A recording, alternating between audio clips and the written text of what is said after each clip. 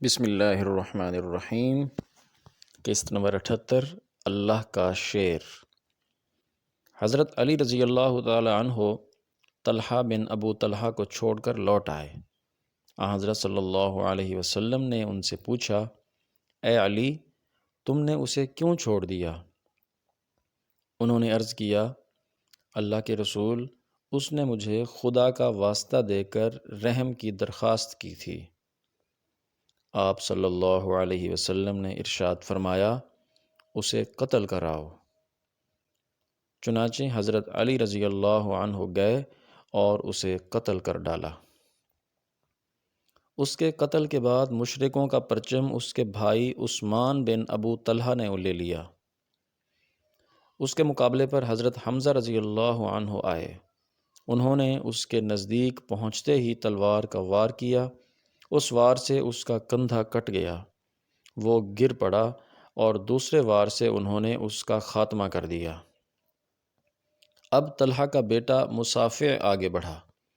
حضرت عاصم بن ثابت بن ابو الافلح رضی اللہ عنہ نے اس پر تیر چلایا، وہ بھی ہلاک ہو گیا۔ اس کے بعد اس کا بھائی حارث میدان میں نکلا۔ حضرت عاصم رضی اللہ عنہ نے اسے بھی طاق کر تیر مارا، وہ بھی مارا گیا۔ ان دونوں کی ماں بھی لشکر میں موجود تھی، اس کا نام سلافہ تھا۔ اس کے دونوں بیٹوں نے ماں کی گود میں دم توڑا۔ مرنے سے پہلے سلافہ نے پوچھا، بیٹے تمہیں کس نے زخمی کیا ہے؟ ایک بیٹے نے جواب دیا، میں نے اس کی آواز سنی تھی، تیر چلانے سے پہلے اس نے کہا تھا، لے اس کو سنبھال، میں ابو الافلاح کا بیٹا ہوں۔ اس جملے سے سلافہ جان گئی کہ وہ تیر انداز حضرت عاصم بن ثابت رضی اللہ عنہ ہیں۔ چنانچہ اس نے قسم کھائی، اگر عاصم کا سر میرے ہاتھ لگا تو میں اس کی کھوپڑی میں شراب پیوں گی۔ ساتھ ہی اس نے اعلان کیا کہ جو شخص بھی عاصم بن ثابت کا سر کاٹ کر لائے گا، میں اسے 100 اونٹ انعام میں دوں گی۔ حضرت عاصم رضی اللہ عنہ اس جنگ میں شہید نہیں ہوئے، یہ واقعہ رجی میں شہید ہوئے، جس کا ذکر اپنے وقت پر آئے گا انشاءاللہ۔ ان دونوں کے قتل کے بعد ان کے بھائی کلاب بن طلحہ نے پرچم اٹھا لیا، اسے حضرت زبیر رضی اللہ عنہ نے قتل کر دیا۔ کلاب کے بعد اس کے بھائی جلاس بن طلحہ نے پرچم اٹھایا، اسے حضرت طلحہ بن عبید رضی اللہ عنہ نے قتل کر دیا۔ اس طرح یہ چاروں اپنے باپ کی طرح وہیں جہنم واصل ہو گئے۔ ان کے چچا عثمان بن طلحہ اور ابو سعید بن طلحہ بھی اسی غزوہ میں مارے گئے تھے۔ اس کے بعد قریشی پرچم ارطاح بن شرجیل نے اٹھایا۔ اس کے مقابلے میں حضرت علی رضی اللہ عنہ آئے، وہ ان کے ہاتھوں مارا گیا۔ اس کے بعد شریح ابن قارز نے پرچم اٹھایا، وہ بھی مارا گیا۔ روایت میں یہ نہیں آیا کہ یہ کس کے ہاتھوں مارا گیا۔ اس کے بعد پرچم ابو زید بن عمرو نے اٹھایا، اسے حضرت قزمان رضی اللہ عنہ نے قتل کیا۔ اس کے بعد ان لوگوں کے غلام ثواب نے پرچم اٹھایا، یہ ایک حبشی تھا۔ اس نے لڑنا شروع کیا، یہاں تک کہ اس کا ایک ہاتھ کٹ گیا۔ یہ جلدی سے بیٹھ گیا، پرچم کو اپنی گردن اور سینے کے سہارے اٹھائے رہا، یہاں تک کہ وہ حضرت سعد بن ابی وقاص رضی اللہ عنہ کے ہاتھوں قتل ہوا۔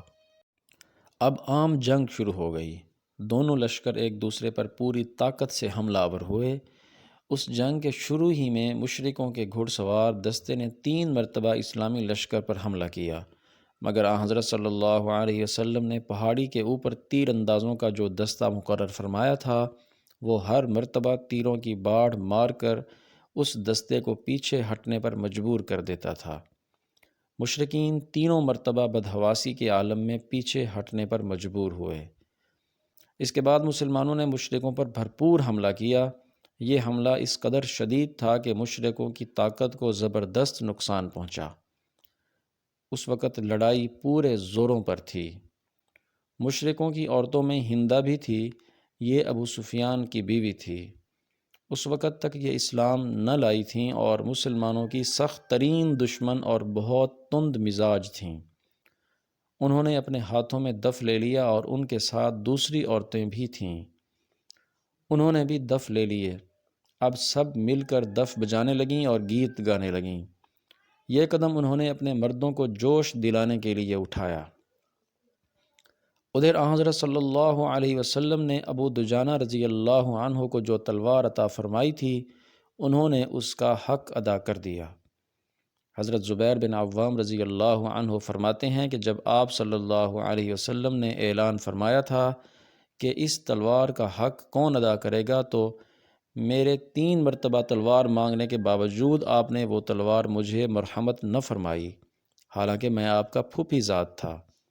پھر آپ صلی اللہ علیہ وسلم نے تلوار ابو دجانہ رضی اللہ عنہ کو دے دی تو میں نے دل میں کہا دیکھتا ہوں کہ یہ اس تلوار کا حق کس طرح ادا کرتے ہیں۔ اس کے بعد میں نے ان کا پیچھا کیا اور سائے کی طرح ان کے ساتھ لگا رہا۔ میں نے دیکھا انہوں نے اپنے موزے میں سے ایک سرخ رنگ کی پٹی نکالی، اس پٹی پر ایک طرف لکھا تھا اللہ کی مدد اور فتح قریب ہے، دوسری طرف لکھا تھا جنگ میں بزدلی شرم کی بات ہے، جو میدان سے بھاگا وہ جہنم کی آگ سے نہیں بچ سکتا۔ یہ پٹی نکال کر انہوں نے اپنے سر پر باندھ لی۔ انصاری مسلمانوں نے جب یہ دیکھا تو وہ بول اٹھے، ابو دجانہ نے موت کی پٹی باندھ لی ہے۔ انصاریوں میں یہ بات مشہور تھی کہ حضرت ابو دجانہ رضی اللہ عنہ جب یہ پٹی سر پر باندھ لیتے تو پھر دشمنوں پر اس طرح ٹوٹتے ہیں کہ کوئی ان کے مقابلے پر ٹک نہیں سکتا۔ چنانچہ اس پٹی کے باندھنے کے بعد انہوں نے انتہائی خوفناک انداز میں جنگ شروع کر دی۔ وہ دشمن پر موت بن کر گرے، انہیں گاجر مولی کی طرح کاٹ کر رکھ دیا۔ دشمنوں کو اس حد تک قتل کیا کہ آخر یہ تلوار مڑ گئی اور مڑ کر درانتی جیسی ہو گئی۔ اس وقت مسلمان پکار اٹھے، ابو دجانہ نے واقعی تلوار کا حق ادا کر دیا۔ حضرت زبیر رضی اللہ عنہ کہتے ہیں کہ مشرکوں میں ایک شخص میدان جنگ میں زخمی مسلمانوں کو تلاش کر کر کے شہید کر رہا تھا۔ میری نظر اس پر پڑی تو میں نے دعا مانگی، یا اللہ اس کا سامنا ابو دجانہ رضی اللہ عنہ سے ہو جائے۔ اللہ نے میری دعا قبول فرمائی اور اس کا آمنا سامنا ابو دجانہ رضی اللہ عنہ سے ہو گیا۔ اب دونوں میں تلوار کے وار ہونے لگے۔ اچانک اس مشرک نے ابو دجانہ رضی اللہ عنہ پر تلوار بلند کی۔ مشرک کے اس وار کو ابو دجانہ رضی اللہ عنہ نے اپنی چمڑے کی ڈھال پر روکا۔ مشرک کی تلوار ان کی ڈھال میں پھنس گئی۔ بس اس موقع سے فائدہ اٹھاتے ہوئے ابو دجانہ رضی اللہ عنہ نے فوراً اپنی تلوار سے اس کا کام تمام کر دیا۔ حضرت سعد بن ابی وقاص رضی اللہ عنہ فرماتے ہیں کہ پھر ایک موقع پر میں نے ابو دجانہ رضی اللہ عنہ کو وہی تلوار ہند بنت عتبہ کو قتل کرنے کے لیے بلند کرتے دیکھا، لیکن پھر انہوں نے اس عورت کو قتل نہ کیا۔